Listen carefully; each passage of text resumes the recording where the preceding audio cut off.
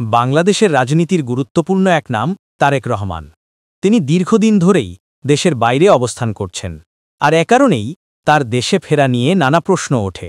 বিশেষ করে আলোচনায় আসে তারেক রহমানের দেশে ফিরতে কেন ট্রাভেল পাস প্রয়োজন।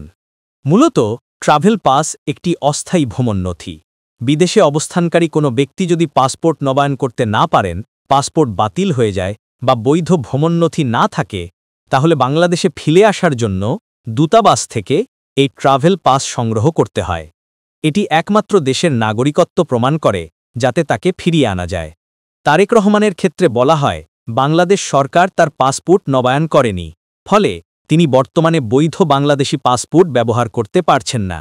একজন ব্যক্তি পাসপোর্ট ছাড়া কোনো দেশের ফ্লাইটে উঠতে পারেন না, তাই তার দেশে ফিরে আসার একমাত্র পথ হচ্ছে ট্রাভেল পাস নামের এই অস্থায়ী নথি।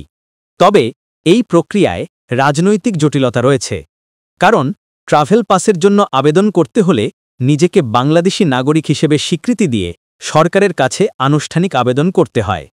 রাজনৈতিক কারণে তারেক রহমান ও বর্তমান সরকারের মধ্যে এই প্রক্রিয়া নিয়ে দ্বন্দ্ব তৈরি হয়েছে।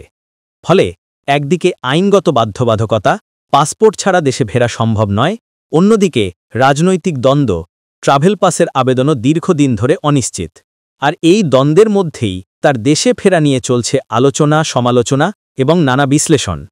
সারসংক্ষেপে বলা যায়, তারেক রহমানের দেশে ফিরতে ট্রাভেল পাস প্রয়োজন, কারণ তার বর্তমানে বৈধ পাসপোর্ট নেই, আর ট্রাভেল পাস ছাড়া কোনো বাংলাদেশি নাগরিক বিদেশ থেকে দেশে ফিরতে পারে না।